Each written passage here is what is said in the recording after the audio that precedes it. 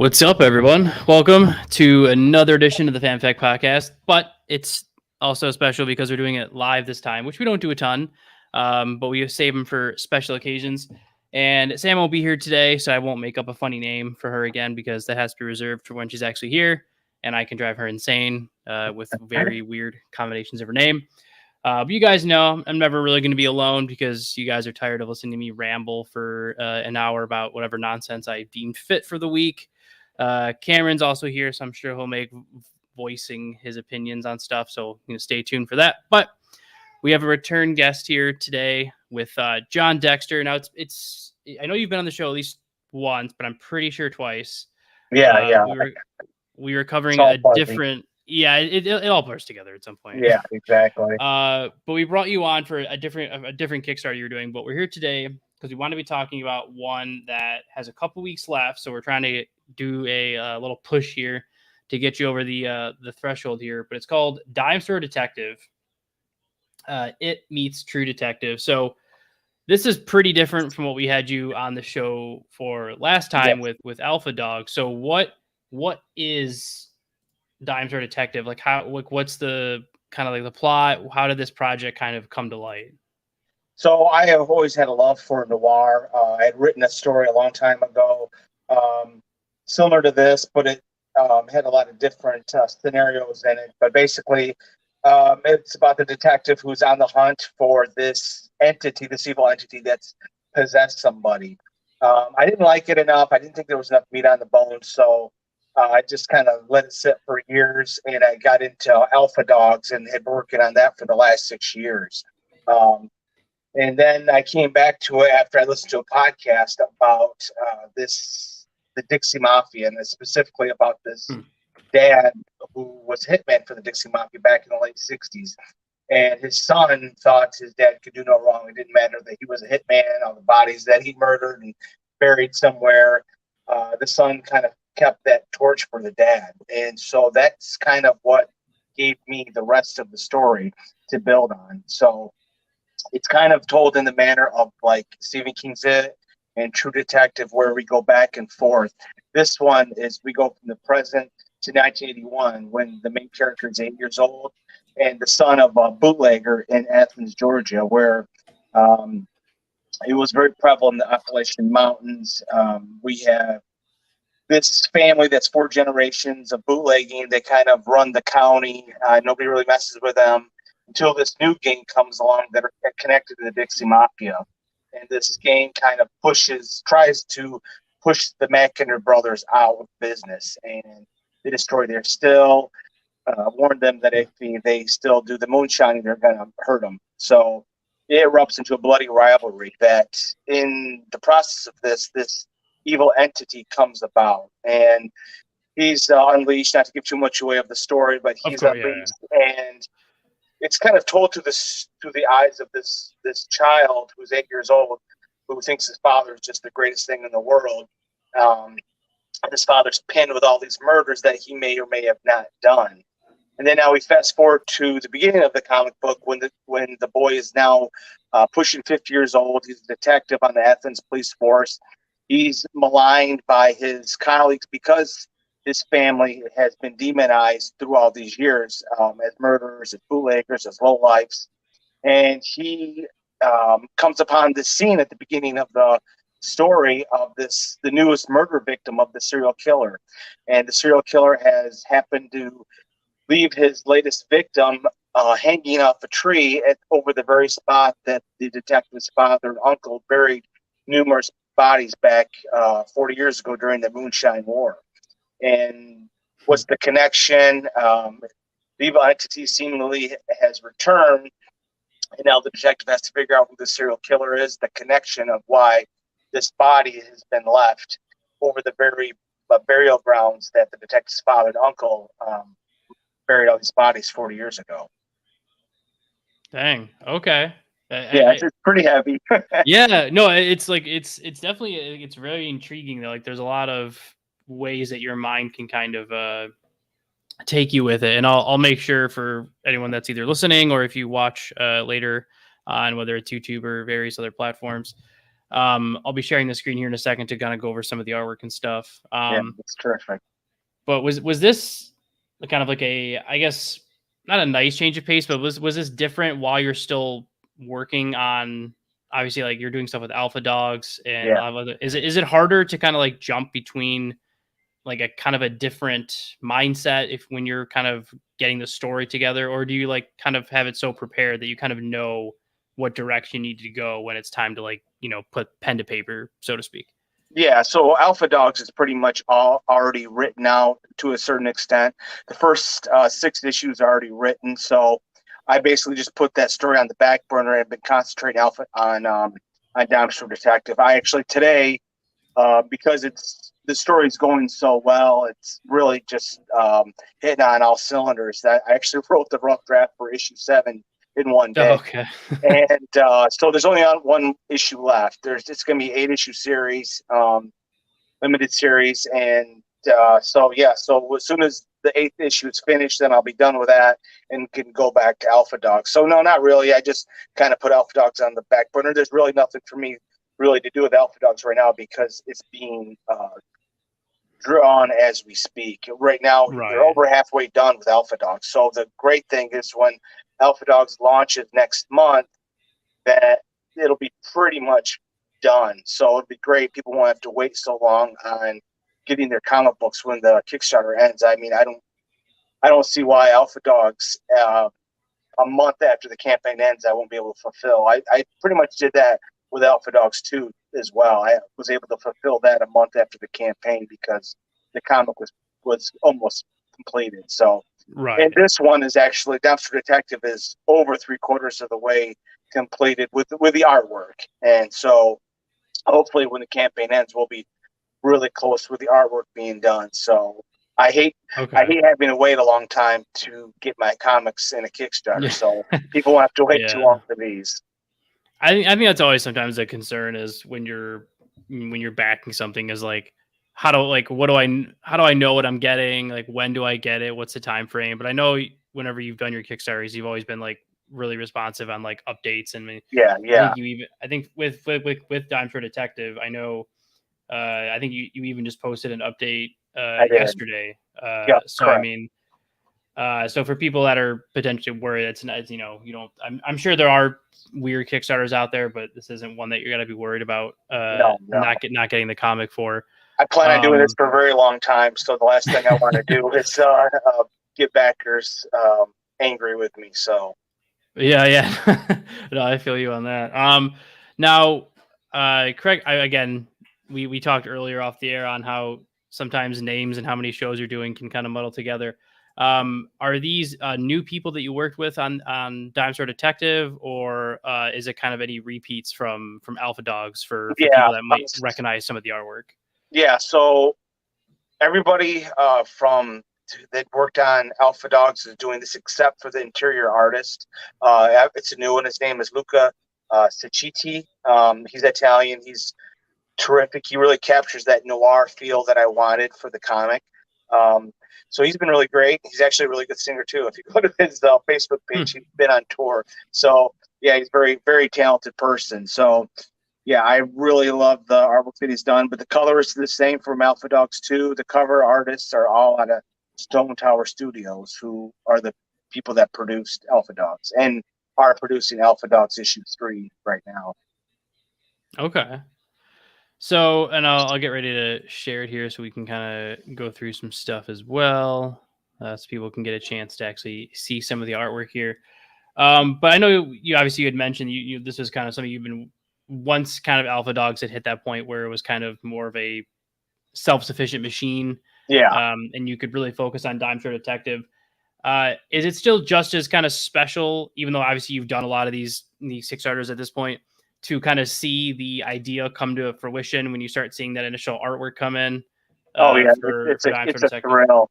Yeah, it's a thrill, especially when what you imagine is even better than what you thought it was going to look like. That's what you really want is when someone can take your vision and make it even better. And he's done that with Dime Store Detective, and they did the same with Alpha Dogs. they're just terrific. And as you can see, it's a great, I come up with the idea and then they, just make it even better. I wanted this being to kind of look like it's now taking over this city of Athens, Georgia. Yeah.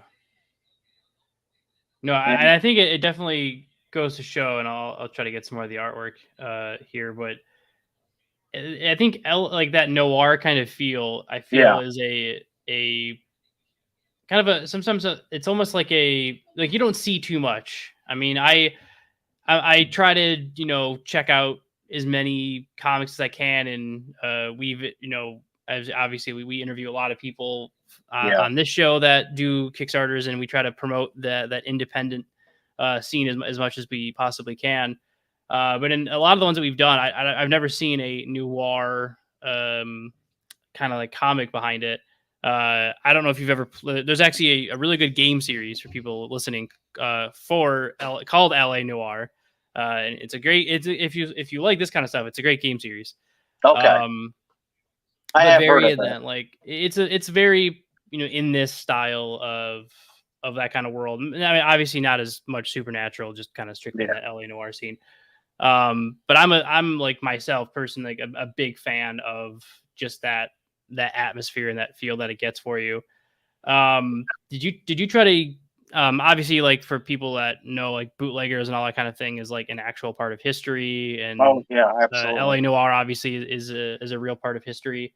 Oh yeah, yeah. Was there something about like that period that like stuck with you that helped kind of with Dime Store Detective, or kind of what was that like using, I guess, some sense of history with the comic?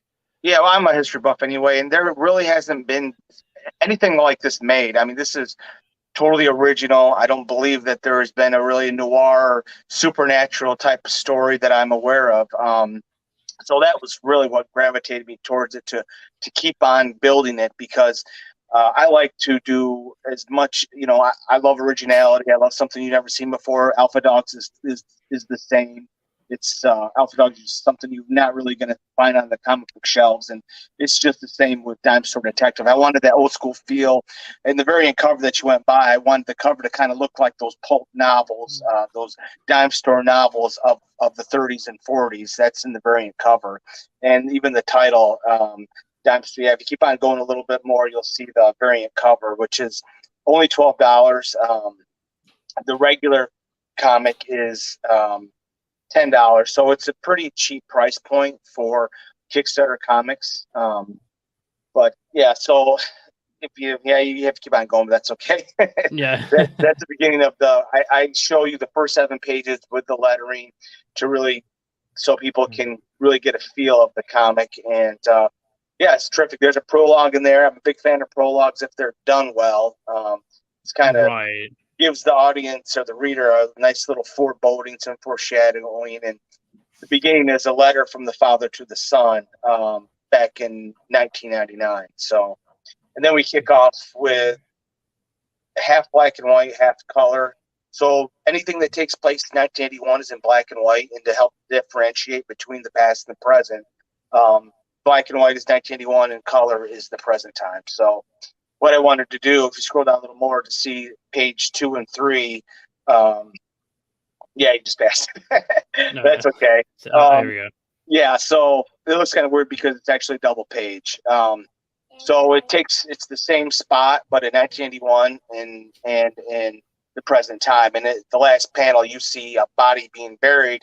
In the next panel is the detective looking up at what'll be the next page, a splash page of the nude body hanging in a Christ-like crucifixion pose in the forest in the Appalachian Mountains. Ooh, okay. I like that. I think it's a good. I think it's a good way to like be able to tell of like the differences of like, okay, this is kind of what stuff happened in the past, like this is the present time. Like I like that style of like a simple showcase of how things can kind of like switch like that. Yeah, yeah, um Now how much, and yeah, I know I think you said you just wrote the draft of issue 7 in a day. So yeah, yeah. uh I I'm think pretty excited people. about it. It's going to really, once you get now, I hate exposition. As you can see, there's not a lot of exposition. There's almost none because I like to just jump right in feet first and let the readers kind of the pictures guide the story. And so while it's set up to get to the finale, it's every issue is exciting. It's really going to. I can't see why anybody wouldn't really enjoy this comic book. Once issue 5 begins, or six begins, that's when shit really hits the fan in the story. But yeah, it's really exciting, and I think once you just give it a chance, you could get the PDF for only $5. I mean, that's a price of diesel right now for a gallon of diesel. So, you're telling me. yeah. So, it's a terrific comic. It's not your superhero that you've seen before or TNA comic. It's something that's really intriguing, and I think people, if they just give it a chance, will really enjoy it. Yeah, no, I definitely agree. What's the dot our T's, cross our I's, or reverse that? It's been a long day. Yeah. So reverse that, and what I said makes sense. Everything goes like great. What's the overall plan for Dime Store Detective? Like, is there an issue limit that you kind of have set for yourself, or do you see yourself doing anything else with this kind of world or this project? What's the kind of, I guess, the long-term aspirations for Well, Dime Store Detective? first I got to get the darn thing funded.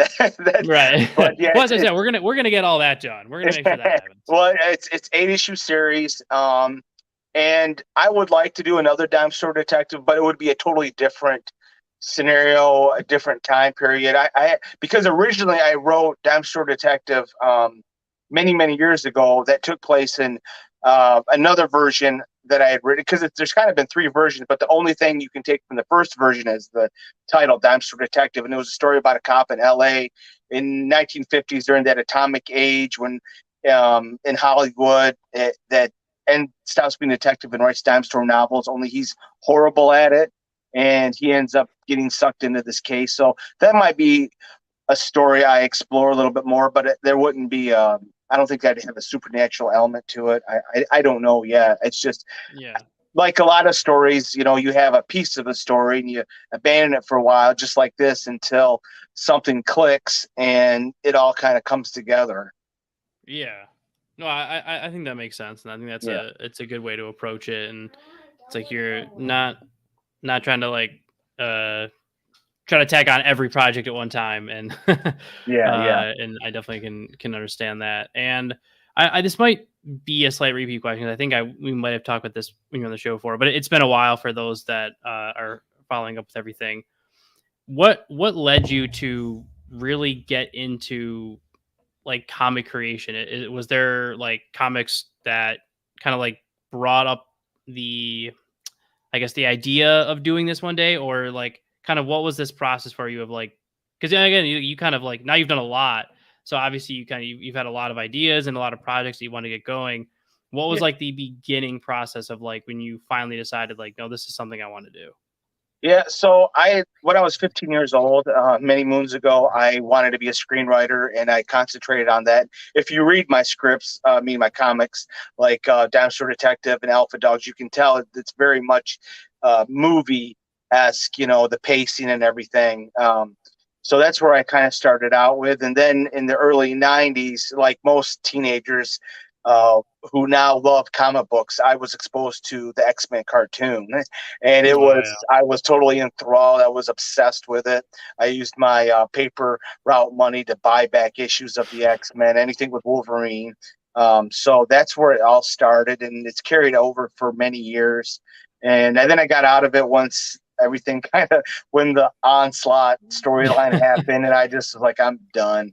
So, and then it was actually my son, and I think it was 2001, 2002, got into Ultimate Spider-Man, and that got me back into comics. And I've been in the comics ever since, reading them back into it. I don't read really Marvel or DC anymore. Now it's indies.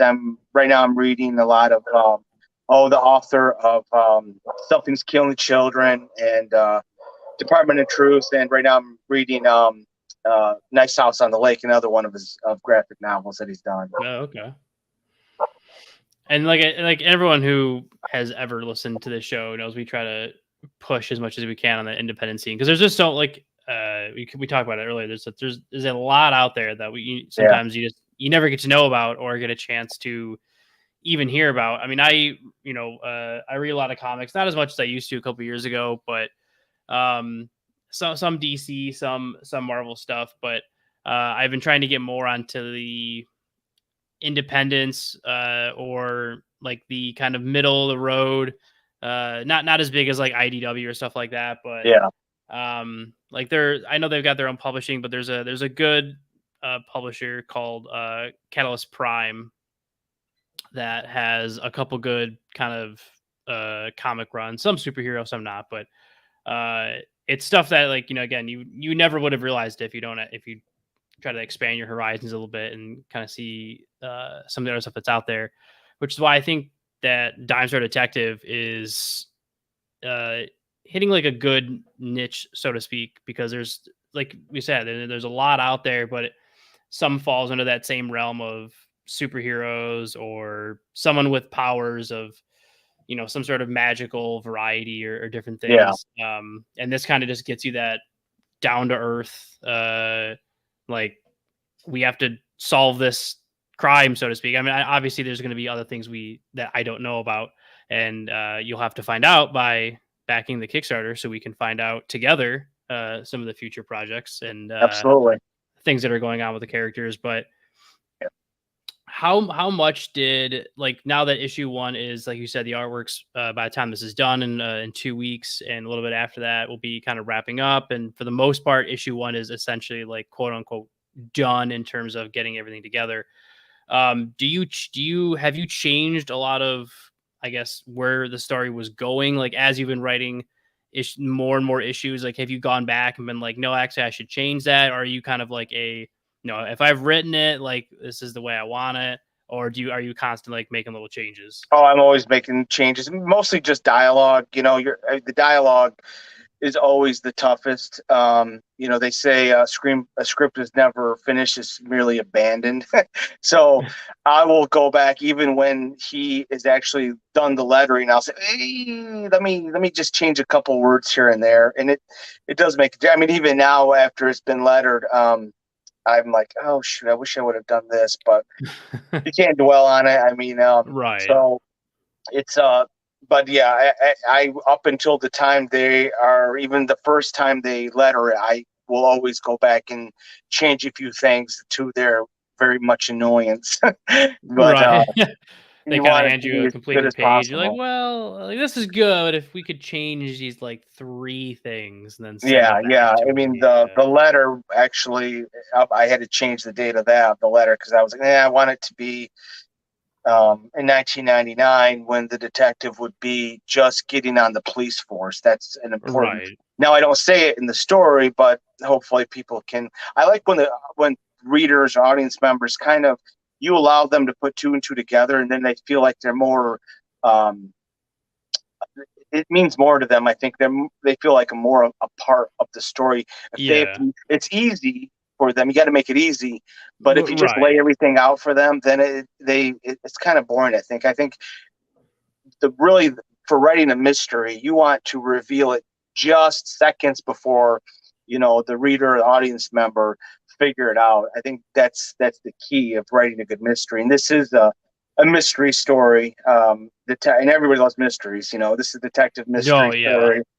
There's a lot of twists and a lot of great reveals as the story goes along. So people are going to really enjoy it. And there's a supernatural element to it. Who doesn't love, demons and ghosts and stuff like that. Oh yeah. I mean, I know me and a few friends of mine, just recently are done watching, well, I think it ended a year ago or maybe 2 years ago, but 15 seasons of Supernatural. So I mean, Oh gosh, 50. Yeah, I'm up. yeah, I think I'm up to season 8, and I had to take a break for a while. But it's a I need, lot. It yeah, I need keeps to get back going. into it. The first It's 5 seasons were excellent, and then oh I, yeah. I think and then the showrunner left. The guy that created the show, he left because that's where he had it ended. And then, like, wait, hold on, this is a huge hit, and then they We don't want to continued end on. it. So Yeah. it's still good, but yeah, the first 5 seasons were definitely much better. Yeah, I feel like you get a lot of shows like that now where the plan is to end it at a certain point, but then it takes off so much that the powers that be are like, let's stretch this as much as we can and Yeah, see what yeah, we can get out of it. And sometimes it works, and other times it you should have stopped it a very long time ago, uh, exactly. Yeah, and yeah, not put everyone through this torture. But uh, yeah. it's There's a it variant cover. yeah. Let's see if I can scroll out a little. There we go. Yeah, I Pull want it up. to look like those old. If you ever look at the old dime store novels, that I never read them, but I just love the artwork, the melodrama, and usually it's some mad scientist with a lady all tied up, Right. or a cop about ready to get sprung on by some big goon. So I wanted that feel to that variant cover, and if got to be good, I could continue on. I'm gonna have a variant cover in that form. So as the variant.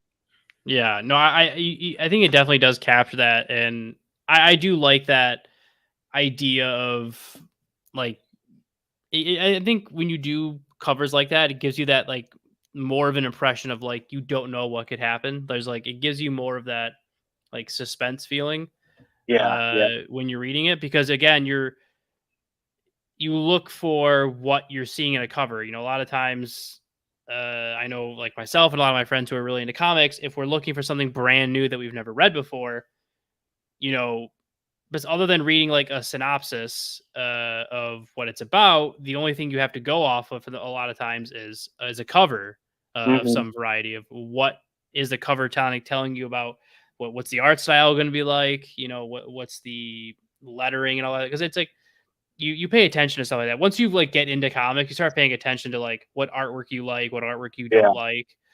Um, it's one of the reasons like I like a lot of the stuff that like uh IDW does, but I don't like the oversaturation. I'm not a huge fan of like the super saturation that they do when they do like they kind of like blow up a lot of the colors. Okay. Um, but I think what's nice here, and I know we got some stretch goals. We're gonna try to we want everyone to help hit here. Yeah. Some good stuff. But I think another reason too why these Kickstarters are just kind of good for people to check out is because a lot of times, we'll go off of what the majority of people do when it comes to comics is, you go to your comic store and, $4 or $5 is just your 12 issue comic. And that's the extent to what you're getting. Yeah. And if you get a couple comics, okay, there you go. You're spending $20 to get 3 or 4 comics and, that's about it. And I'm sure other people have kids as well that have destroyed numerous comics of theirs by like, hey, what's this? How does this work? And then everything's destroyed and ripped and Yeah, bent. yeah. Uh, I had a box of back issues of X-Men from the '80s that I collected. That was to give to my son when he got older, and when he was 5 years old, he decided he was going to read them. They are destroyed. So yeah, it's very yeah. frustrating. Uh, yeah, I feel your pain. But I think what's cool here is that when people do help support these Kickstarters is, I'm trying to showcase a few of the pledge rewards Yeah, here is you're getting a little bit more bang for your buck in terms of getting something back, like in terms of there's other things that can come with it when you start pledging, a little bit more and you get like different variants, different covers while still getting like the original comic and things like that. And I think that's something sometimes people don't understand or know about Kickstarters when they're supporting them is that you're getting more than just like a single issue. You're you're absolutely. you're getting a lot of stuff with it. Mhm. Obviously, the more you pledge, the more stuff you get. Yeah. But how often do we get that? Where how many times do you get to purchase a bunch of DC or Marvel comics and then have DC or Marvel be like, "Thanks for supporting us and giving us hundreds and thousands of dollars over the years." Here's no, like they don't know. Like obviously, like there's Yeah. no way to know. Yeah. Yeah. But with stuff like this, and like we've mentioned, it helps fund future projects and especially if you do start getting invested in the storyline, this helps not only create this kind of project and future stuff like it that come to life, but then like for example, if Alpha Dogs had bombed, we might not have gotten Dime Store Detective. And, like, Yeah. obviously that kind of thought process continues with, we want to make sure that this is also a success. So that way, whatever future ideas that you have to kind of bring to life helps when it comes to stuff like this. And so I think it's important for people to kind of like know what it is when they support a Kickstarter and the kind of like the stuff that you get behind it. Yeah. Yeah, Because I feel like a lot of much times more to we us just than it does to DC to purchase the comic. yeah, And, DC will never know that you purchased that comic. They just know, yeah, like, oh, we sold, I don't know, 30,000 comiks this month. That's the equivalent yeah. of where it stops You're for a them. friend for life when you support my comic book. Yeah. Because each comic is all the money goes to fund the next issue. So you don't make any money. I've never made any money. I've actually lost quite a bit of money, but the ultimate goal is to just keep creating content and get bigger and bigger, and so you can make it. Your dream become your life's work, and Right. hopefully that after this funds and the first 3 issues of Alpha Dogs are funded and pressed, that I think I'm going to try to get a publisher and see how that goes. So makes Yeah. life a little easier on me. Right. Yeah, I know. I can only imagine. Just 'cause I feel like a lot of people don't like. It's not, when you're doing, like you said, like when you're doing this from scratch, you got to think about like marketing and promotion and, Oh and yeah, it's a advertising, second and it's job. It it's really is. yeah. And so I think it's important for people to know, like, yeah, like you said, you're not charging what you're charging so you can sit there in a pile of money and Oh throw it yeah, around and yeah, laugh, be definitely. like, they paid it, those suckers. Like, no, it's Yeah, these are passion projects and things exactly, that you want exactly. to see the light of day more, so you can get the story out there and see Hmm. something that went from an idea bubble in your head to idea bubbles on an actual page that someone's able to flip open. Yeah, Um, which I know is why one thing I've always that we're one of the things that we're going to get into without too many spoilers is we want to try to help more comics get into like comic book stores, because I know I've only seen a handful that will showcase more like independent stuff. yeah, yeah. But There's which so is much on the shelves that it's tough. right. Yeah. And so it's like you gotta do what you can to get out there. Yeah, writing the Now comic is the easy part. The tough part is the yeah, you're marketing. like, I can write all day, but I Yeah. guess you gotta do all the rest of it. Hmm. Um, but obviously, like, but we'll jump into kind of some stuff with what you've been up to in a second here. But there's just wanted to make sure we mention this together. So there's 14 days left in the Kickstarter, but the great thing about Kickstarter is that just because it's ended doesn't mean you can't still support the project. I'm pretty sure it stays open for a little bit. I can't remember how long exactly you can still back projects before they officially are shut, but I do know there's ways to do it. So I always encourage everyone, just because it's ended doesn't mean you should stop paying attention to it, because there's always updates with potential future projects, or at the very least, Yeah. you can find out who the people involved in the project are, and then obviously find other ways to enjoy their work from that. Yeah. Yeah. But yeah, I think you posted a percentage yesterday, like 82%. Yeah. Yeah. You're Well, now I'm 84% now. So yeah, we're getting there. It's just slowly chugging along. The first issue is always tough because nobody knows really what it is, what it's about. It's a new one. People want to just, if it's going to have legs, is it just a one and done thing? But right. yeah, like I was telling you off the air, yeah, Alpha Dogs 1 was tough to fund too. I didn't fund that until the last 6 days. So hopefully it's not going to be like Yeah. that with this. I still have 14 days. I'm at the halfway point and I'm 84% funded. So, I mean, really, all it's going to really take is just 5 pretty nice pledges and I'll be there.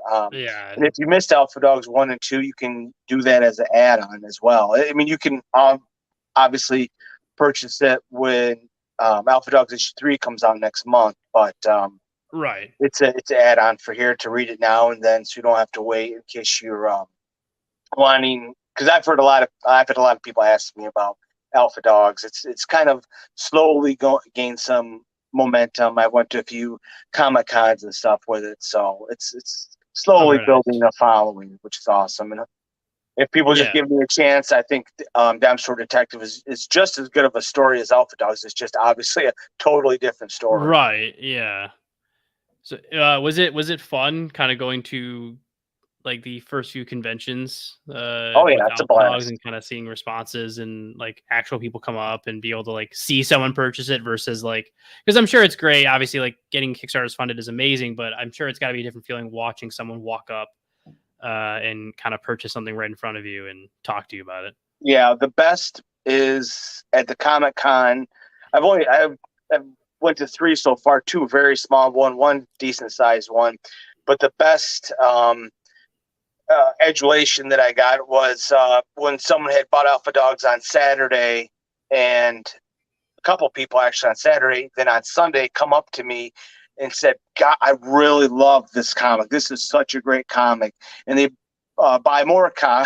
comics. So I had two people do that. It was really flattering, humbling, and great to see, because they're, something like this, I'm sure you've heard a million times. It's tough, and sometimes you kind of want to give up. You feel down, like even with this, it's like, oh gosh, well, I'm not funded yet. So frustrating. I'm not getting the same audience I got who purchased Elf Dogs. Well, it's a totally different genre, Right. Yeah. and so you're going to get, but then something like that happens, and it makes you feel like, God, that's why I do it. Is people that will come up and say how much they enjoy your work. Yeah. No, I think I definitely agree with you. I got to imagine it's a different, like you said, the comic's a different beast, but it's a different atmosphere, like at a convention, or being able to like put the comic in front of people and actually be able to like talk about it more in face to face, because obviously like the more personal you can get, the more interactions with stuff that you get. Now again, I don't know if like it's been a while since you've been on the show, but we always like to at least kind of just touch base with who the guest is, what you've been up to, things like that. We just like to have our listeners and watchers get to know the people behind Yeah, whatever project it might be. Helps, again, my humble opinion, it helps us put names to faces and projects to ideas when you're like, oh, that guy likes the same thing that I like. You know what? absolutely. I'm gonna help this guy out because Yeah, absolutely. we're both into this weird random thing.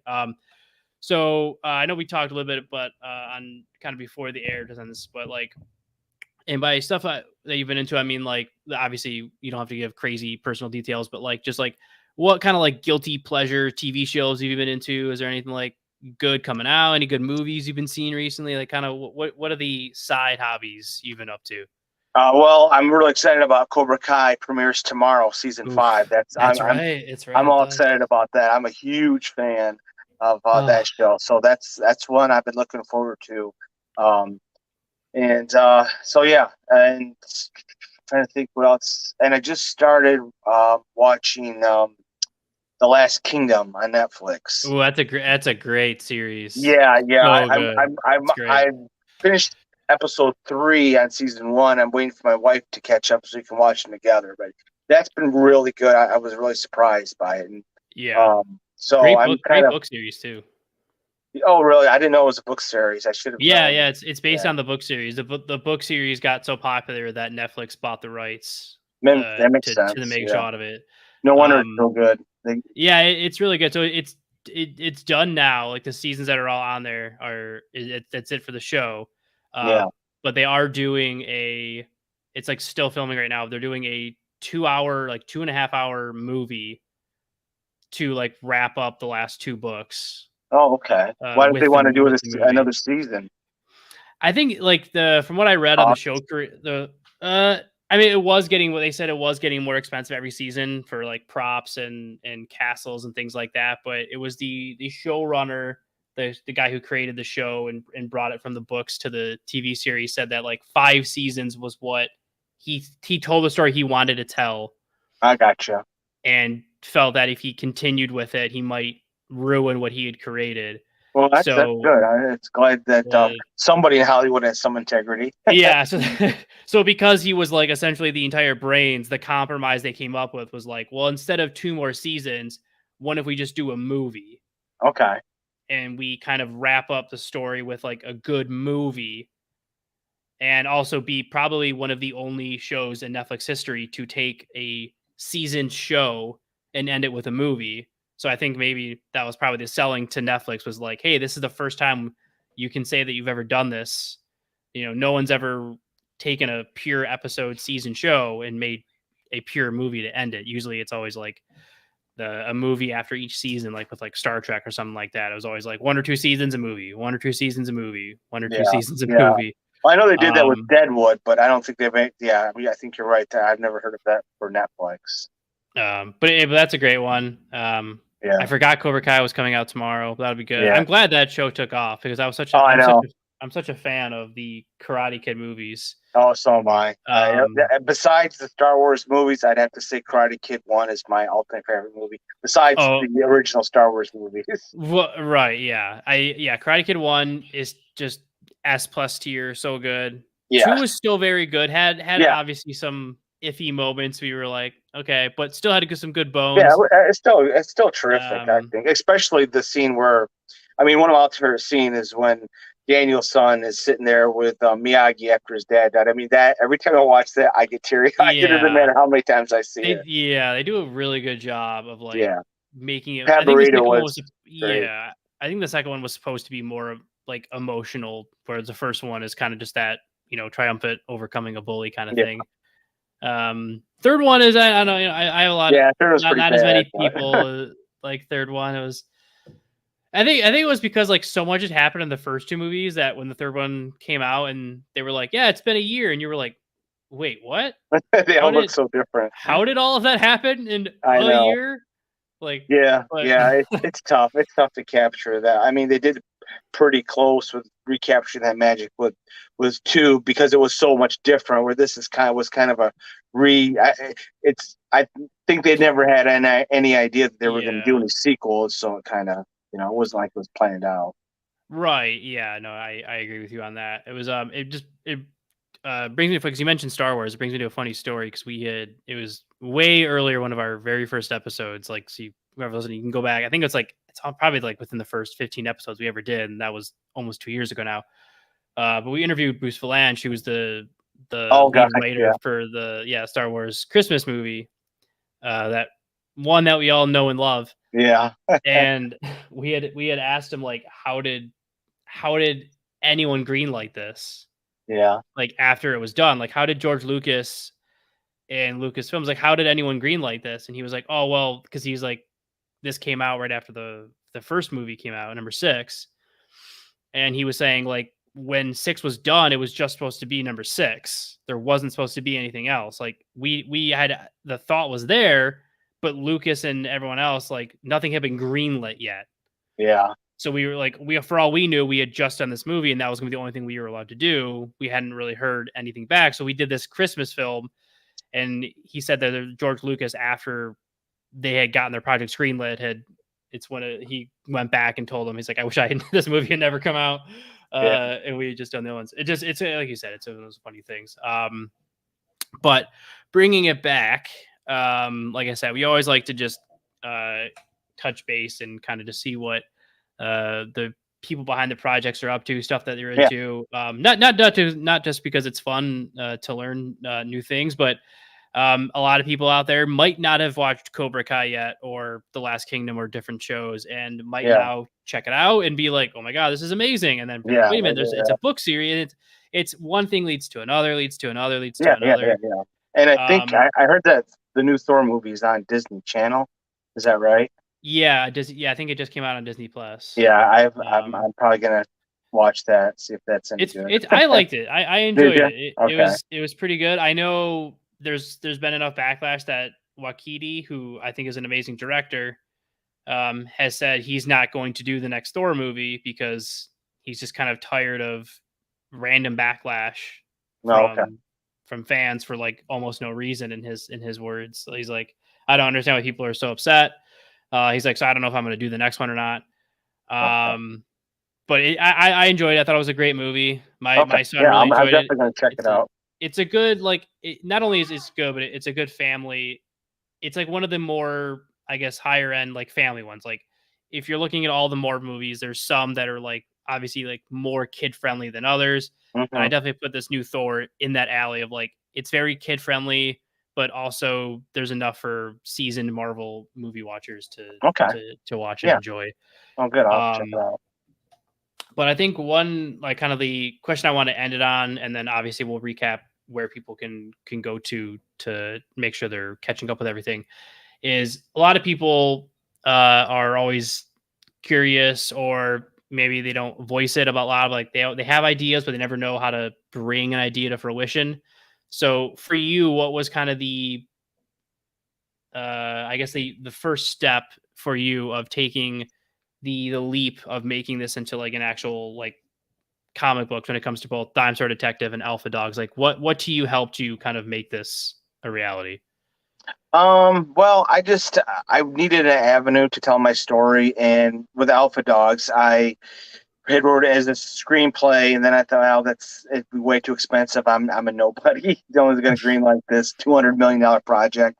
So then I decided to do it as a novel, and as I pretty much was finishing up, I thought this just doesn't work as a novel either. And I had written a comic book quite a few years ago, actually, called Steelhawk, which was a total flaming turd.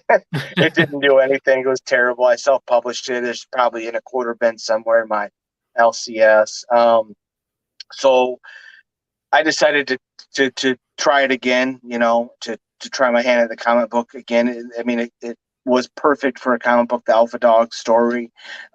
So that's what I did. And it took me a year to get funded. I just was slowly doing pay as I went. So it took a year actually to get it going. And this was during COVID. And so I didn't even bother. I knew it was going to be impossible to get this in the hands of anybody. So I decided to try the Kickstarter route, like with a lot of creators were doing at that time during COVID. And I was able to get it funded. It was really exciting. I really enjoyed doing a Kickstarter. After it funds, it's fun. Right. During it's very stressful, Yeah. like now. And I got a lot of good feedback, so I decided to do issue 2, and I want to continue it as a series for a while. And then when Dime Store Detective kind of popped back into my head, I was full steam ahead. Yeah. No, I think that makes sense. I think it's important for everyone out there, is that just because the initial idea of something doesn't pan out doesn't mean that there's not a avenue to go down with the same idea. Just got to be willing to tweak things and open it. So I know for the Kickstarter, for people wondering, if you just go to kickstarter.com and you search for Dime Store Detective, one, it'll pop up. But obviously we'll make sure we're posting links and everything, but that's another way you can go about it. But for you, John, is there any different other ways or different things that people can do to either support Dime Store Detective, Alpha Dogs, other works of yours, follow your work, all that kind of stuff? Yeah, well, I'm on Facebook and Jon Dexter. If you just Google Alpha Dogs Jon Dexter, you're gonna pop up a bunch of material. I'm on Twitter at Real Alpha Dogs, and I'm also on Instagram Alpha_Dogs_comic. So follow me there, and you can see updates of all my work that's going on. Pages Alpha Dogs, trailers are on there. Actually, if you go to the Kickstarter, do search of Dime Store Detective, you can go back to my other campaigns with Alpha Dogs and watch the trailers and see for yourself if you want to purchase them. And you can do that as the add-on to Dime Store Detective. The trailers for Alpha Dogs are awesome. They're top notch. So check those out. But yeah, you're going to really, I can't see why nobody that has read Dime Store Detective script, the pages have said it's anything but really great. And it's a very original story. So if you like thrilling stories, if you like stories of supernatural mysteries, then you're going to really enjoy Dime Store Detective. Yeah, and I can definitely attest to having just known previous works of yours, that I know this is going to follow like along those same lines, just in terms of storyline and the artwork and everything like that people would be into. And especially like we just said, if you can sit there and tell me that you watch 15 seasons of Supernatural, but tell me that you don't want to read a Supernatural esque comic book, we might have to have a couple discussions about why you spent like what essentially would probably almost be like the equivalent of like a week of your life Exactly. watching Yeah, stuff. yeah. I mean, just you can get the PDF for $5. I mean, what's $5 nowadays? And check it out and see for yourself. And Yeah, and I really I believe you're really going to enjoy it. Yeah, I definitely agree. And like I said, everyone, there's 14 days left. So if you follow us on our Facebooks or Twitter at Phantom Effect or any stuff like that, we'll be posting as much as we can over the next 2 weeks to do what we can to help support this and get it over the $2,000 goal. But just because if you go on there and you see it was funded, still back it, because there's not only stretch goals, but like John mentioned, the money just goes towards completing the actual project. So you can get what you're paying for, but then also when you realize that this is something that you really enjoy, when the Kickstarter for issue 2 comes out, it helps just get farther ahead and helps with the future fundings and helps with future projects. And the more projects we can fund on the independent side of things, the more stuff we can help people look out and look forward to. And you guys know how much artwork and stuff I collect, and I only do it because it's the independent stuff. I tend not to collect artwork if it's from DC or Marvel, just because they already get enough money. They don't need more of it from me. Yeah. So I try to, showcase spend the money where I can that helps fund future projects, because I mentioned on the show before, this is the best comparison I can come up with off the top of my head, but a buddy of mine used to be an independent wrestler, and we went to like a bunch of shows, and I got to know a lot of these guys when they were on the independent scene. And now, me and my buddies have seen them on like AEW and WWE, and like we're seeing all these guys that we used to just go to these shows with 10 people in a bar where the guys can't even jump off the top rope or they're going to hit their heads on the ceiling kind of places. And so the best thing that to me, and I know a lot of people personally, is to be able to say the phrase, "Oh man, I knew them back when," or "I was a fan of this before," or I am the one who told all my friends about this. We all like being that. Let's be honest. We all like being that asshole who gets to say that, well, you're only into it because I told you about it, man. Like I have a friend who got me into Doctor who anytime I bring up Doctor Who in any sort of capacity, he goes, "Man, isn't it crazy how you would have never watched it if it wasn't for me?" And like, all right, yeah, I get it, man. Whatever. I hate those guys. we all hate those guys, but we love being those guys. Yes, absolutely. I told you he'd be a huge star. I remember when I first seen Heath Ledger in The Patriot. I said, "Man, that guy's gonna be a huge star." Yeah, and he ended up being one. It's too bad. I love him. Yeah, that's true. I love him in A Knight's Tale. Very underrated movie, in my opinion. Have you ever seen Lords of Dogstown? Probably a long time ago. It's a true story. He started the skateboarder scene in LA. He plays. I mean, he just metamorphosizes into this true life character. He does an amazing performance. Yeah. No, I 100% agree. And so everyone listening and watching later, whenever this is, be that person by funding this project and then telling all of your friends. And then you can be like, well, you're only a fan of this because I told you about it. So let's all be those assholes together. Yes, I'd love it. And help fund the project. John, any final words? Anyone that you'd want to pass along? No, just I appreciate being on here. Thanks for your time. I know you got a 5-year-old you got to have fun with, so I'll let you be, and I appreciate it. Thank you. Yeah, no, it's always a pleasure having you on. And like I said, we'll always get you on for future projects, whatever they might be. And for everyone that's listening or watching, just remember to follow us on all the socials. If you're watching this on YouTube, you can find any podcasts on any major podcasting platform. Just Google the Phantom Effect or Phantom Effect will pop up. We got a lot of crazy stuff in the works. I'm literally working every day on a ton of different stuff. So just bear with me as I work on a lot of the future updates for the Phantom Effect. A lot of big changes coming. And if you somehow aren't sick of my voice from this show, you can also catch me on Dad's Anime Stash every Friday, where a bunch of us dads review anime because our kids are asleep. So we have nothing else better to do with our lives. So we just talk about it after all of our kids are asleep and cross our fingers that none of them wake up. So it's fun because you never know when one of our kids are going to wake up. You can catch me on that show as well. But just remember to go and help support Dime Store Detective on Kickstarter. And also after you've done that, go and check out Alpha Dogs as well and other of John's work. Because trust me, if you like one, you're going to like the other just because of the work and the quality that goes behind it. So we'll see you guys on a future next live show, but also we will catch you on future episodes of The Phantom Effect. Don't forget, they drop every Friday. Every week, it's either me and Sam babbling or bring on some guests. We do have some cool guests in the works. I haven't pinpointed dates yet, so I can't say anything, which sucks.